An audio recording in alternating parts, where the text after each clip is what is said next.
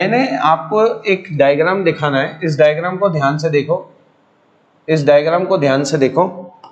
ये एक इलेक्ट्रॉन है भाई, ये इलेक्ट्रॉन पहले तो ऐसे चला, इसके एरो पे ध्यान देना, फिर ये इलेक्ट्रॉन ऐसे चल रहा है, फिर ये इलेक्ट्रॉन ऐसे चल रहा है, मेटल आयन से टकराया, टकराने के बाद ये इलेक्ट्रॉन फिर ऐसे गया, फिर ये मेटल आयन से टकराया, टकराने के बाद ये फिर ऐसे गया। बहुत सारे मेटल आयन है, मेटल आयन साइज में काफ़ी बड़े होते हैं तो वो खुद नहीं चल सकते, उनकी मोबिलिटी बहुत कम होती है। मैं रिपीट कर रहा हूँ, मेटल आयन साइज में बहुत बड़े होते हैं एक फ्री इलेक्ट्रॉन के कंपैरिजन में, तो मेटल आयंस नहीं चल सकते।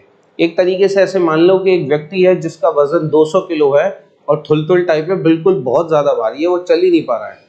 और एक छोटा सा बच्चा है जो 15 साल का 20 साल का है, 15 साल का 20 साल का बच्चा थोड़ी हुआ, और वो बहुत ही ज़्यादा एक्टिव है, तो उस टाइप का आप मानकर चलिए। तो ये जो फ्री इलेक्ट्रॉन आप देख रहे हैं, ये पहले इस वाले मेटल आयन से टकराए, फिर ऊपर वाले से टकराए, फिर इधर आया, फिर इधर, फिर इधर, फिर इधर, और ऐसे टकराता जा रहा है सबसे। अगर आप देखें टकराते जा रहा है। अगर मेरे पास एक वायर है, एक कंडक्टर है, एक मेटल की वायर है या अलॉय की वायर है, तो इसके अंदर 1 मीटर क्यूब वॉल्यूम लेने पर, 1 मीटर क्यूब वॉल्यूम लेने पर, 1 मीटर क्यूब का मतलब होता है 1000 लीटर वॉल्यूम, 1000 लीटर के बराबर की वायर लेने के बाद 10 की पावर 29 इलेक्ट्रॉन्स मिलेंगे, फ्री इलेक्ट्रॉन्स मिलेंगे। यानी कि दूसरे शब्दों में कहूँ देसी भाषा में, तो किसी भी मेटल या अलॉय के अंदर भर भर के फ्री इलेक्ट्रॉन्स होते हैं। कितने? भर भर के, भंडारा चल रहा होता है। चलो, ये डायग्राम मैंने आपको बना के दिखा दिया है, थर्मल वेलोसिटी। तो ये जो बात चल रही है, ये बैटरी से कनेक्ट करने से पहले की बात चल रही है। बैटरी से कनेक्ट करने के बाद क्या होगा वो हम बाद में देखेंगे, जब बैटरी से कनेक्ट करेंगे। तो आज की क्लास का पहला जो टॉपिक है प्यारे बच्चों, वो है थर्मल वेलोसिटी। थर्मल वेलोसिटी, बचपन की किताबें कहती हैं कि रूम टेम्परेचर होता है 25 डिग्री सेल्सियस, लेकिन एनसीईआरटी जो है कई जगह पर 25 कहती है, कई जगह पर 27 कहती है, तो मैं 27 लिख लेता हूँ। At room temperature, the free electrons in any conductor, in any conducting wire, बस अब आप ध्यान से देखते जाएं जो मैं लिख रहा हूं, बड़ा मजा आएगा। In any conducting wire, note नहीं करना अभी भी, gain high amount of kinetic energy,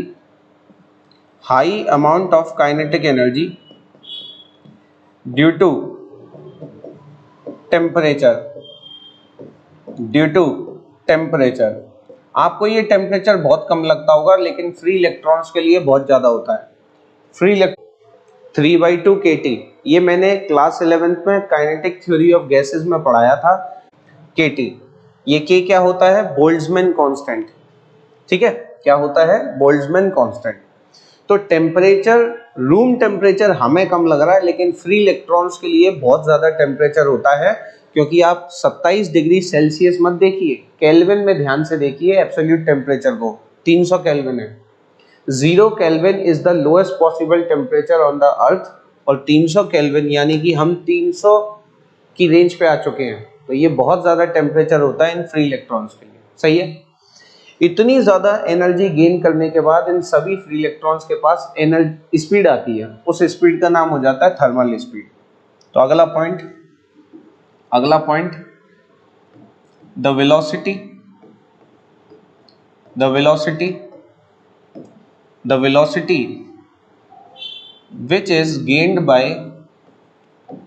which is acquired by an electron due to temperature is called thermal velocity. इसी वेलोसिटी को हम बोलते हैं थर्मल वेलोसिटी। अगर मैं आपसे पूछूं कि थर्मल वेलोसिटी बहुत कम होगी या बहुत ज़्यादा होगी तो क्या कहोगे? मतलब नॉर्मल स्पीड जो होती है, वेलोसिटी जो होती है 20 मीटर पर सेकेंड, 30 मीटर पर सेकेंड, 100 मीटर पर सेकेंड, इससे कहीं ज़्यादा होगी या कम होगी? चूंकि ये इलेक्ट्रॉन्स को मैंने देखा और मैंने ऑब्जर्व किया कि यार ये तो पागल हो चुका है, इसका मोशन तो रैंडम है। इस इलेक्ट्रॉन का जो मोशन है वो तो जिगजैग मोशन है, और जिगजैग मोशन तो सिर्फ तभी होता है जब वेलोसिटी बहुत ज़्यादा हो, जब वेलोसिटी या एनर्जी बहुत ज़्यादा हो, जब चलने वाला व्यक्ति या पार्टिकल पागल हो चुका हो। इसका मतलब थर्मल वेलोसिटीज बहुत ज़्यादा है। तो थर्ड पॉइंट थर्मल वेलोसिटी के बारे में सुन लीजिए। देखो, thermal velocity are of the order of 10 की पावर 5 मीटर पर सेकेंड, जैसे कई लोग 100 किलोमीटर पर सेकेंड भी कहते हैं, 100 किलोमीटर पर सेकेंड भी कहते हैं। ये बहुत कम नहीं है, बहुत ज़्यादा है।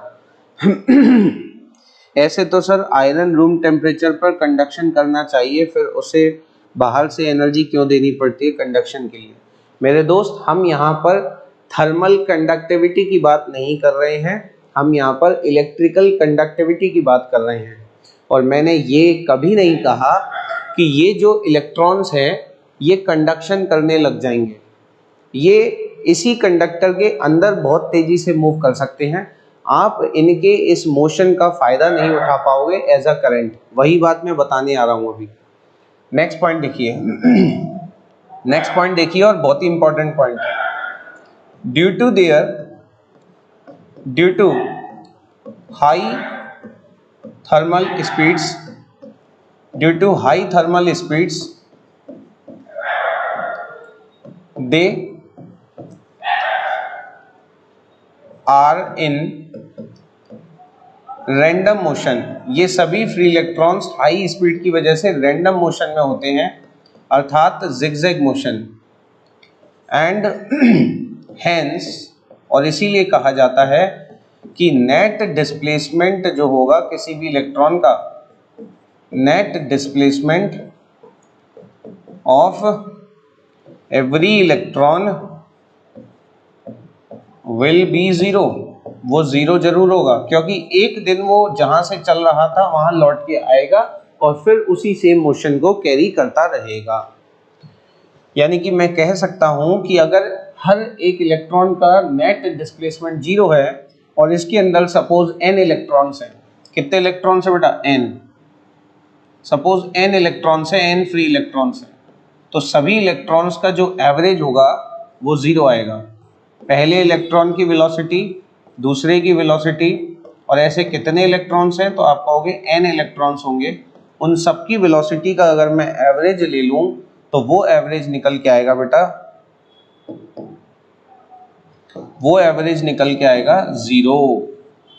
क्या आएगा? जीरो। इसका मतलब ये हुआ कि टेम्परेचर की वजह से फ्री इलेक्ट्रॉन्स को एनर्जी तो बहुत ज़्यादा मिल रही है, लेकिन इतनी ज़्यादा एनर्जी की वजह से और उनका साइज छोटे होने की वजह से वो बोर आ जाते हैं, वो पागल हो जाते हैं, उनका मोशन रैंडम हो जाता है। उन्हें खुद नहीं पता होता है कि इधर चला मैं उधर चला, जाने कहाँ मैं किधर चल। समझ गए ना? तो रोहित मेहरा वाला केस हो जाता है इनका। यानी कि ये चलते तो बहुत तेजी से हैं, टकराते तो बहुत तेजी से हैं, लेकिन इनका नेट डिस्प्लेसमेंट जीरो होगा, और इसीलिए इनकी जो एवरेज वेलोसिटी है, बैटरी लगाने से पहले सभी इलेक्ट्रॉन्स की एवरेज वेलोसिटी निकाली जाएगी तो वो जीरो आ जाएगी। यहाँ तक कितने बच्चों को कोई समस्या है? अब आप नोट कर सकते हैं इस डायग्राम को भी, इस हेडिंग को भी और इस पॉइंट को भी। सर इस पूरे प्रोसेस में इलेक्ट्रॉन्स कोई लाइट एनर्जी एमिट करेंगे क्या? पता नहीं, कर भी सकते हैं, not sure. Net displacement zero कैसे? देखो बेटा, मैं एक इलेक्ट्रॉन को अलग से बना के दिखा देता हूं, आप बेचारे को फील नहीं कर पा रहे हो। देखो, ये है एक इलेक्ट्रॉन, ये है एक इलेक्ट्रॉन जो कि चलना शुरू करता है। अब मानकर चलो ये पहले ऐसे चलता है, फिर ऐसे चलता है, फिर ऐसे, फिर ऐसे, फिर ऐसे, फिर ऐसे, ठीक है ना, फिर ऐसे टकराते टकराते फिर ऐसे। अब आप खुद सोचो ना, देखो ना कि हर एक इलेक्ट्रॉन के साथ ऐसा हो रहा होगा, बस हो सकता है किसी के साथ 10 टक्करों के बाद हो, किसी के साथ 20 टक्करों के साथ हो, लेकिन इस बात की गारंटी है कि कोई भी इलेक्ट्रॉन होगा वो इस घटना को एक्सपीरियंस किए बगैर नहीं जाएगा। जहां से वो चला था गारंटेड कभी ना कभी वो लौट के वहां आएगा, क्योंकि जो थर्मल स्पीड है वो होती ही इतनी ज्यादा है। क्लियर है? तो ये जो मोशन आप देख रहे हैं ये रैंडम मोशन है। बेचारे इलेक्ट्रॉन को खुद नहीं पता कि जाना कहाँ है, कभी आगे बढ़ता है, कभी ऊपर बढ़ता है, कभी नीचे आता है, कभी लौट के आ जाता है वापस, कभी लौट के आ जाता है वापस। ठीक है, धन्यवाद। धन्यवाद आप सभी प्यारे बच्चों का इतने सारे थम्स अप देने के लिए। आइए बेटा, अब हम चलते हैं आगे। अब बात करेंगे कि क्या होगा जब हम किसी भी कंडक्टर को बैटरी से जोड़ देंगे। बैटरी ऐसा क्या करती है कि इनकी इस एनर्जी का हम यूज कर पाएंगे, हम रोहित मेहरा की शक्तियों का गलत फायदा उठा के करंट फ्लो करा पाएंगे। क्या फ्लो करा पाएंगे? करंट।